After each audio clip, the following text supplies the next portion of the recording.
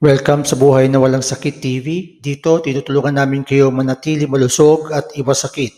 Kung gusto niyo makakuha ng mahalagang payo sa kalusugan, huwag kalimutan mag-subscribe at i-on ang notification bell.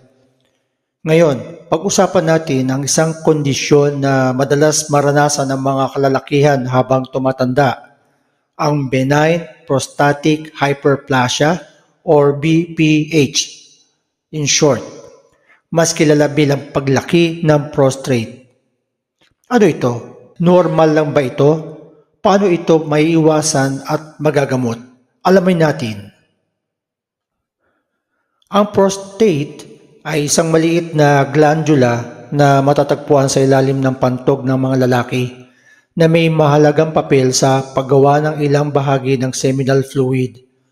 Habang tumatanda, ang isang lalaki, maaaring lumaki ang prostate at kapag lumaki ito ng sobra, maaari itong maipit ang urethra at magdulot ng problema sa pag-ihi.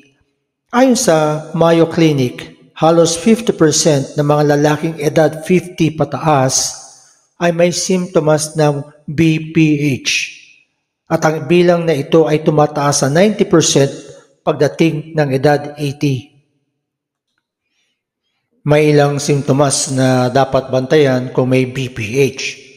Maraming kalalakihan ang nakakaranas ng mahina o patigil-tigil na daloy ng ihi, madalas na pag-ihi lalo na sa gabi, bigla ang pakiramdam ng pag-ihi pero hirap na mailabas, pakiramdam na hindi lubusang nauubos ang laman ng pantog, at hirap sa pagsisimula ng pag-ihi. Kung naranasan mo ang ilan sa mga ito, mahalagang magpatingin agad sa doktor. Walang tiyak na dahilan kung bakit lumalaki ang prostate, pero ayon sa National Institute on Aging, ito ay may kaugnayan sa pagbabago ng hormones habang tumatanda. Ang ilan sa mga risk factors ay ang edad, kung saan nagiging mas karaniwan ito sa mga lalaking edad 50 pataas. Mas mataas din ang posibilidad na magkaroon ng BPH kung may kasaysayan nito sa pamilya. Ang maling lifestyle tulad ng pagiging hindi aktibo at pagiging overweight ay maaaring magpalala ng simptomas. Ang ilang mga medical na kondisyon tulad ng diabetes at sakit sa puso ay maaari ring pagpataas ng panganib. Ang magandang balita ay may paraan upang mapanatiling malusog ang prostate at maiwasan o mapagaan ang simptomas ng BPH. Ayon sa mga eksperto, makakatulong ang regular na ehersisyo para mapanatiling maayos ang kalusugan ng prostate. Ang pagkain ng masusustansyang pagkain tulad ng prutas, gulay at pagkain mayaman sa lycopene gaya ng kamatis ay mainam din. Dapat ding bawasan ang pag-inom ng kape at alak dahil maaari itong magpalala ng simptomas. Mahalaga rin ang sapat na pag-inom ng tubig pero iwasan ang labis na pag-inom bago matulog upang maiwasan ang madalas na paggising sa gabi. Ang tamang pamamahala ng stress ay nakakatulong din dahil maaaring makaapekto ito sa pantog at magdulot ng mas maraming problema sa pag-ihi. Pagdating sa pagkain, may mga pagkain makakatulong sa prostate at may mga dapat iwasan. Mainam na kumain ng kamatis na mayaman sa lycopene gaya ng mga gulay gaya ng broccoli, kale at repolyo na may mga taglay na cancer-fighting properties at mga isdang mayaman sa omega-3 tulad ng salmon, sardinas at tuna na nakakatulong sa pagbawas ng pamamaga. Ang mga mani at buto, lalo na ang mga pumpkin seeds ay mataas sa zinc na mahalaga sa kalusugan ng prostate, habang ang whole grains gaya ng oats at brown rice ay nagbibigay ng fiber na makakatulong sa digestion. Sa kabilang banda, dapat iwasan ang processed food at fast food na may hindi malusog na taba at preservatives. Pati na rin ang labis na pagkain ng red meat at high-fat dairy dahil maaaring magdulot ito ng pamamaga. Ang labis na asin ay dapat ding iwasan dahil hindi ito mabuti para sa prostate at ang sobrang kape at alak ay maaaring magpalala ng simptomas ng BPH. Bukod sa tamang pagkain, may ilang halamang gamot na ginagamit upang mapabuti ang kalusugan ng prostate.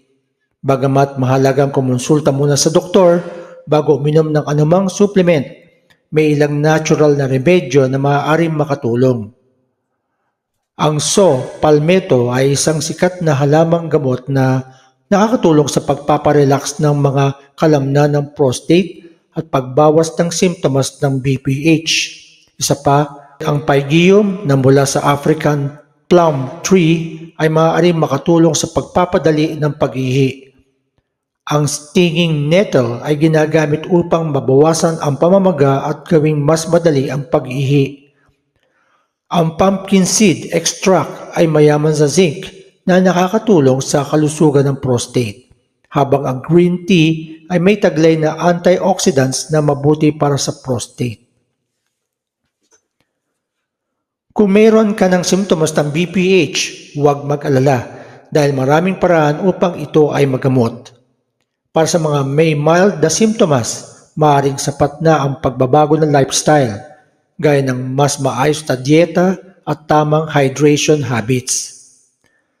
Para sa mga nangangailangan ng medical na lunas, karaniwan nirereseta ng mga doktor ang alpha blockers tulad ng tamsulosin na tumutulong upang ma-relax ang prostate at mapadali ang pag-ihi. Maaari ring gumamit ng 5-alpha reductase inhibitors tulad ng finasteride na nagpapaliit ng prostate sa paglipas ng panahon. Para sa mas malalang kaso, may mga minimally invasive procedures tulad ng laser therapy upang paliitin ang prostate nang hindi na kailangan ng major surgery. Sa mga advanced na kaso, maaaring irekomenda ng doktor ang operasyon gaya ng TURP or TURP o transurethral resection of the prostate. Mahalagang kumonsulta sa doktor bago uminom ng anumang gamot o sumailalim sa anumang procedure. Ang paglaki ng prostate ay isang natural na bahagi ng pagtanda ng kalalakihan, pero hindi ibig sabihin na kailangan tiisin ito. Ang maagang aksyon ay maaaring makatulong upang maiwasan ang mas malalang komplikasyon. Kung nakakaranas ka ng simptomas, huwag mag-atubiling kumonsulta sa doktor. Kung nakatulong sa iyo ang video na ito, huwag kalimutang i-like, i-share at mag-subscribe para sa iba pang mahalagang impormasyon tungkol sa kalusugan. Ang pangangalaga sa ating kalusugan ay susi sa mas aktibo at mas masayang pamumuhay. Maraming salamat sa panonood. Tandaan, ang impormasyong ito ay para sa edukasyonal na layunin lamang at hindi kapalit ng profesional na payo ng doktor. Para sa tamang diagnosis at paggamot, kumonsulta sa inyong healthcare provider. Kita-kita tayo ulit sa susunod na video sa Buhay na Walang Sakit TV.